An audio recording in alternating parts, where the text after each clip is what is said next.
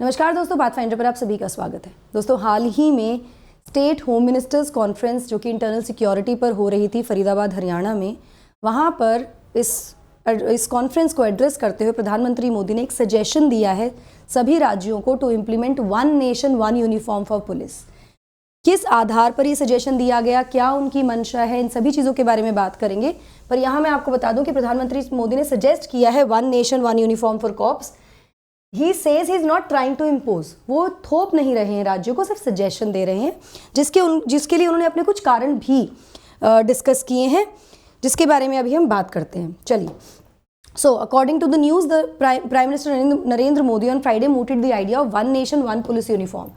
हमारे जो पीएम उन्होंने आइडिया सजेस्ट किया one nation one police uniform का। वो एड्रेस कर रहे थे स्टेट होम मिनिस्टर्स की कॉन्फ्रेंस और इंटरनल सिक्योरिटी। जैसा कि मैंने आपको बताया, इंटरनल सिक्योरिटी के मुद्दों पर बात हो रही थी, यहाँ पर कॉन्फ्रेंस हो रही थी, उसको ये एड्रेस कर रहे थे। मिस्टर मोदी ने कहा कि वो अपने आइडियाज़ को इम्पोज नहीं कर रहे हैं स्टेट्स पर, राज्यों पर, लेकिन it was an idea worth deliberating on, इसके ऊपर विचार अवश्य करना चाहिए, ये उनका कहना था। यहाँ पे उनका कहना है कि पुलिस यूनिफॉर्म्स का अपना एक ब्रांड रिकॉल होना चाहिए, मतलब देखते ही आइडेंटिफाई कर पाए कि ये भारतीय पुलिस है। एक ब्रांड होना चाहिए, एक ब्रांड वैल्यू होनी चाहिए। जैसे कि उन्होंने इसमें यहाँ पे कंपैरिजन दिया एक red and black post boxes का, जो हमारे देश में होते हैं, वो हमारे देश की अपनी एक अलग पहचान है, एक ब्रांड की तरह है वो। तो यहाँ पर उन्होंने ये भी कहा। आगे उन्होंने क्या कहा है, क्या उनके रीजनिंग है इसको लेकर, इसके बारे में बात करेंगे। बट बिफोर मूविंग फॉरवर्ड, आप मुझे फॉलो कर सकते हैं टेलीग्राम चैनल्स पर दोस्तों, for all my class update schedules and PDFs. इस चैनल पर आपको सारे पीडीएफ्स मिल जाते हैं क्लास के वीकेंड्स पर, ठीक है। आप अनअकैडमी ऐप पर भी मुझे फॉलो कर सकते हैं मेरी special classes and plus courses के लिए। एनरोल करने के लिए आपको सिर्फ मेरा कोड यूज़ करना होता है NDLive10। चलिए, सो प्रधानमंत्री मोदी ने जो कहा है, ये बेसिकली एक तरह से माना जाता है उनका पुश फॉर यूनिटी, देश की एकता को बढ़ाने के लिए के उद्देश्य से ऐसा वो कह रहे हैं। यहाँ पर जो सजेशन है पीएम का वन नेशन वन यूनिफॉर्म, ये बेसिकली उस लाइन में है जहाँ पर उनका जो ब्रॉडर अटेम्प्ट है कि वो इंट्रोड्यूस करें एक uniform set of policies across policies across the country. एक यूनिफॉर्म सेट ऑफ पॉलिसीज होनी चाहिए पूरे देश में, जिसके लिए ऑलरेडी पहले भी काम हो चुका है। जैसे कि अगर हम बात करें, अगस्त में मिनिस्ट्री ऑफ केमिकल फर्टिलाइजर ने अनाउंस किया कि उन्होंने इम्प्लीमेंट कर दिया है one nation one fertilizer scheme. उससे पहले अगस्त 2019 में सरकार ने इंट्रोड्यूस किया था one nation one ration card scheme भी। तो बेसिकली इस तरह की जो पॉलिसीज़ हैं, यूनिफॉर्म सेट ऑफ पॉलिसीज़ हो पूरे देश में, उस आधार पर या उस लाइन पर ये उन्होंने सजेशन दिया है। मोदी यहाँ पर मैं आपको बता दूं, पहले भी ये सजेस्ट कर चुके हैं for the implementation of one nation one election. ये सजेशन भी है, इसके बारे में बहुत ज़्यादा चर्चा हो चुकी है, जहाँ पर अडॉप्ट किया जाए एक single voter list for all the polls. तो ये अभी भी चर्चाओं में है। तो बेसिकली हम देख सकते हैं कि यूनिफॉर्मिटी की तरफ आने का यहाँ पर उद्देश्य देखा जा रहा है कि एक यूनिफॉर्म सेट ऑफ पॉलिसीज़ होनी चाहिए पूरे देश के लिए। यहाँ पर जब उन्होंने पिच किया इस नई यूनिफॉर्म स्कीम को, उन्होंने कहा कि ये बहुत इंपॉर्टेंट इशू है हमारे देश के लिए। करंटली हमारे देश में one nation one ration card है, one nation one mobility card है, वन नेशन वन ग्रिड है, one nation one sign language है। इसी तरह से जो राज्य हैं उनको भी सोचना चाहिए of having one nation one uniform policy. अब इसमें कुछ इश्यूज़ हैं, मतलब यहाँ पर फेडरलिज्म आ सकता है। फेडरलिज्म वाले कॉन्सेप्ट से आपको चाहे तो कनेक्ट कर सकते हैं। इस सेशन में I will be majorly talking about this topic only, लेकिन हाँ, यहाँ पर हम इसको देख सकते हैं कि ये एक तरफ से हम सेंट्रलाइज्ड या यूनियन की तरफ झुकाव ज़्यादा तो नहीं हो जाएगा इससे। क्या जो फेडरल कैरेक्टर है हमारे कॉन्स्टिट्यूशन का, वो तो प्रभावित नहीं होगा। तो ये सोचने वाली बात है जो आपको सोचनी चाहिए इस तरह के टॉपिक्स जब आपके सामने आते हैं, ठीक है। Now the bureau of police research and development BPRD ने, जो कि मिनिस्ट्री ऑफ होम अफेयर्स के अंडर है, now this is a central ministry, ये ऑलरेडी डिज़ाइन कर चुकी है 2017 में एक all weather friendly smart uniform for Indian police with the in association with the NID, जो नेशनल इंस्टीट्यूट ऑफ डिज़ाइन है, उसके साथ। और उन्होंने रिपोर्ट सभी राज्यों को और UTs को भेज भी दी थी इसके बारे में। यहाँ मैं आपको बता दूँ, BPRD ने डेवलप किए थे 9 प्रोटोटाइप, 9 तरह की ये यूनिफॉर्म की गई थी ऑफ द जो नई यूनिफॉर्म लाई जा रही थी।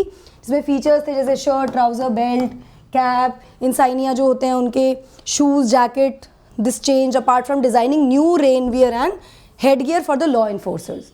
तो ये सब ऑलरेडी किया जा चुका है पास्ट में भी। लेकिन क्वेश्चन ये है, अब ये सेंट्रल गवर्नमेंट के अंडर आ रहा है ना, मिनिस्ट्री ऑफ होम अफेयर्स के अंडर आ रहा है।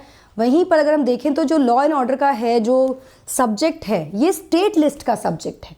हमारे संविधान में पुलिस फोर्सेस को राज्य सरकार के क्षेत्राधिकार में रखा गया है, वो राज्य के क्षेत्राधिकार में आती हैं और सभी 28 राज्यों की अपनी पुलिस फोर्सेस हैं और उनके ऊपर कोई भी कानून बनाना, जो भी रेगुलेशंस हैं, लॉज लाना, वो सब किसकी जिम्मेदारी हुई? स्टेट गवर्नमेंट की जिम्मेदारी हुई। यहाँ दोनों ही पब्लिक ऑर्डर और पुलिस एक्सक्यूज मी, इन दोनों को प्लेस किया गया है लिस्ट 2 में, which is the state list of 7th schedule of the constitution. 7वीं अनुसूची में 3 लिस्ट दी हुई हैं, union list, state list and concurrent list. तो पुलिस एंड पब्लिक ऑर्डर आता है स्टेट लिस्ट में, ठीक है। यहाँ पे ये जो 7वीं अनुसूची, जैसे कि मैंने आपको बताया कि ये जो पावर्स का बंटवारा करती है, ये फेडरल फीचर है हमारे पॉलिटी का। अब इन सर्कमस्टांसेस में ये बिल्कुल अभी भी क्लियर नहीं है कि जो पीएम के सजेशन है, अगर सरकार इनको सीरियसली लेना चाहती है, केंद्र सरकार इसको सीरियसली सोचना चाहती है, राज्य सरकारें भी सोचना चाहती हैं, तो ये कैसे इंप्लीमेंट होगा? क्योंकि every state has their own jurisdiction, every state is free to decide what they want to do when it comes to the state list matters. तो this is what I was telling you in the beginning also. यहाँ पर मैं आपको बताऊं कि इस सब के साथ साथ इस चीज़ को प्रधानमंत्री मोदी ने एक्नॉलेज किया। उन्होंने कहा कि चलिए ये मानते हैं कि लॉ एंड ऑर्डर जो है दोनों ही राज्यों की रिस्पॉन्सिबिलिटी है एज पर द कॉन्स्टिट्यूशन। हमारा संविधान लॉ एंड ऑर्डर की या पुलिस की जिम्मेदारी किसको देता है? राज्यों को देता है, जब पावर्स का बंटवारा हुआ है संविधान में। बट उन्होंने कहा, PM Modi noted that they are equally linked to the unity and integrity of the country. Law and order तो देश की यूनिटी और इंटीग्रिटी से भी लिंक्ड है। वो राज्य सरकारों के क्षेत्राधिकार में आते हैं, लेकिन वो पूरे देश को भी प्रभावित करते हैं, यूनिटी इंटीग्रिटी को भी प्रभावित करता है लॉ एंड ऑर्डर। यस, यहाँ पर आगे उन्होंने इसमें एक तरह से अपनी तरफ से एक रीजनिंग दी है, जिसमें उन्होंने कहा है कि अगर हम इस तरह का कुछ चीज़ें इंप्लीमेंट करते हैं तो यहाँ पर हमको ओपन होना चाहिए to learn from each other. हर राज्य को एक दूसरे से कुछ सीखना चाहिए, इंस्पिरेशन लेनी चाहिए और काम करना चाहिए एक होकर देश की बेहतरी के लिए। और यही हमारे संविधान की स्पिरिट भी है और यही हमारी जिम्मेदारी भी है towards the citizens of the country, देश के नागरिकों के प्रति। तो जो फेडरल फीचर वाली बात थी, अगर उसका हमें कोई रीजनिंग देनी है तो this can be one of the reasoning here कि ठीक है, ये सब्जेक्ट जो है वो स्टेट सब्जेक्ट की सब्जेक्ट लिस्ट में आता है, राज्य सूची का विषय है, लेकिन लॉ एंड ऑर्डर तो पूरे देश को प्रभावित करता है, देश की यूनिटी इंटीग्रिटी को प्रभावित करता है। तो ऐसे में अगर सभी राज्य एक साथ मिलकर काम करें, एक साथ एक दूसरे सीखते हुए चलें, एक सी चीज़ें करें देश की बेहतरी के लिए, तो ये स्पिरिट ऑफ द कॉन्स्टिट्यूशन है। Nothing is above and beyond unity and integrity of the country, right. साथ में यही उनके अकॉर्डिंग जो देश के नागरिक हैं उनके प्रति जिम्मेदारियां हैं, स्टेट्स की, यूनियन गवर्नमेंट की, पुलिस फोर्स की, एट्सेट्रा। तो this is the reasoning that you can actually think of, ठीक है। चलिए, जहाँ एक तरफ जब हम पुलिस पर्सनल्स की बात करते हैं भारत में, उनको एसोसिएट किया जाता है खाकी से। सुना भी होगा आपने खाकी वर्दी, है ना। लेकिन यूनिफॉर्म जो है वो काफ़ी ज़्यादा डिफर करती हैं अलग अलग राज्यों की, अलग अलग रीजन्स की, क्योंकि स्टेट गवर्नमेंट का जिम्मेदारी है, स्टेट गवर्नमेंट खुद डिसाइड करती है। और जो इंडिविजुअल फोर्स भी है ना, वो भी खुद से डिसाइड कर सकती है उनकी कैसी यूनिफॉर्म होगी, उनके पर्सनल्स की। There are times inconsistencies in their official attire, और जिसकी वजह से काफ़ी ज़्यादा इनकन्सिस्टेंसीज देखने को मिलती हैं ऑफिशियल अटायर में। जैसे कि कलकत्ता पुलिस वाइट यूनिफॉर्म पहनती है, पुदुचेरी के जो पुलिस कांस्टेबल्स हैं वो ब्राइट रेड कलर की कैप पहनते हैं खाकी यूनिफॉर्म के साथ। वहीं दिल्ली ट्रैफिक पुलिस जो पर्सनल्स हैं वो वाइट और ब्लू यूनिफॉर्म्स पहनते हैं। तो यूनिफॉर्मिटी तो नहीं है फिलहाल, तो यूनिफॉर्मिटी लाने की तरफ एक तरह से सजेशन यहाँ पर दिया गया कि, और दूसरा एक ये भी चीज़ है जो मुझे पर्सनल लगता है कि ब्रिटिश एरा से एक चीज़ चली आ रही है, उसको क्यों ना चेंज करके भारत की अपनी पहचान की तरह कुछ इंट्रोड्यूस किया जाए, राइट। ऑल्सो ऐसा और भी बहुत सारे सब्जेक्ट्स हैं, तो आप I would want you to go through the state list subject here. एक बार आप स्टेट लिस्ट के सारे सब्जेक्ट्स देखिएगा। जैसे पंचायत है ना, पंचायत, म्यूनसिपैलिटी, लोकल गवर्नमेंट जो होती हैं, उसमें भी राज्य डिसाइड करते हैं, लेकिन एक यूनिफॉर्मिटी ज़रूर दी गई है कॉन्स्टिट्यूशन में।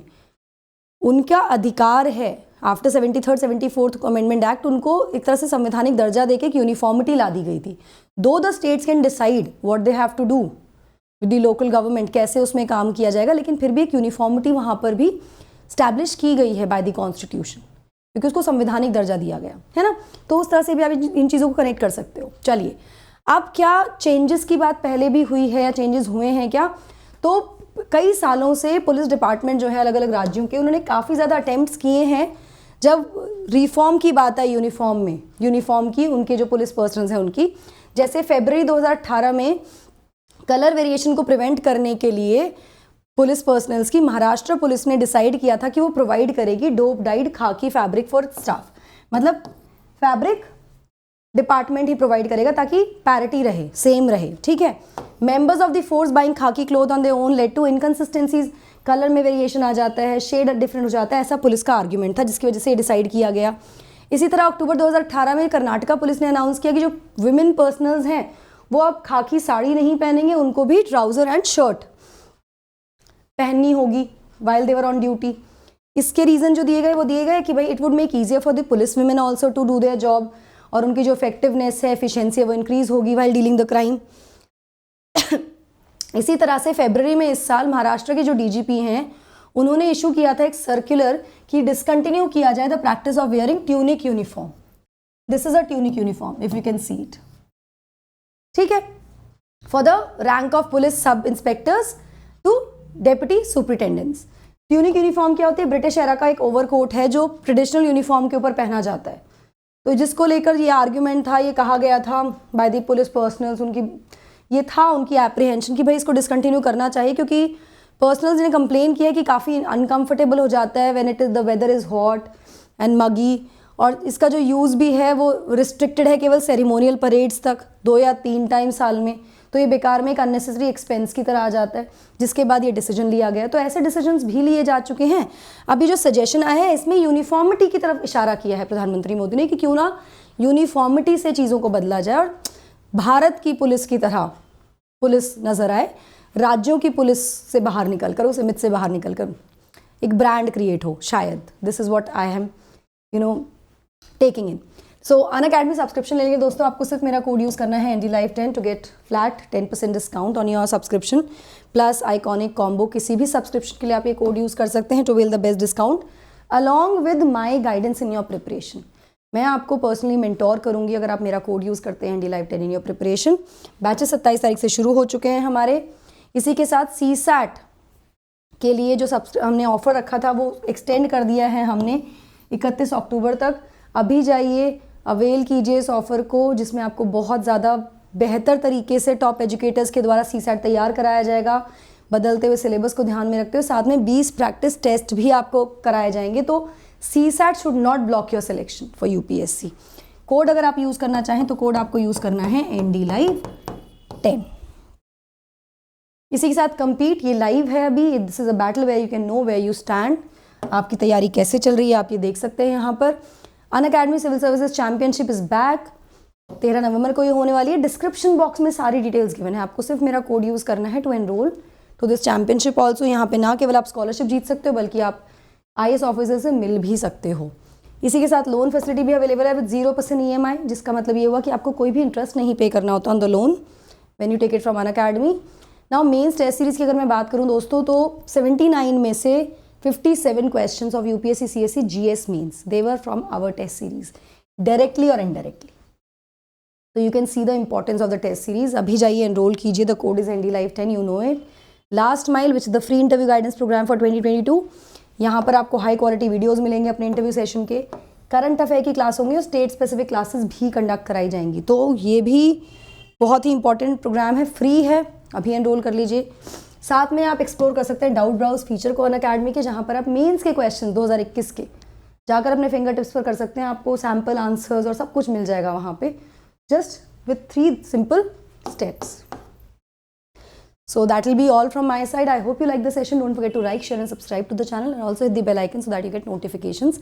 And also in the comment section, tell me your views on One Nation One Uniform suggestion that was given by PM Modi. आपको क्या लगता है, क्या ये एक सही सजेशन है, क्या ऐसा होना चाहिए? ज़रूर बताइएगा मुझे। Thank you so much.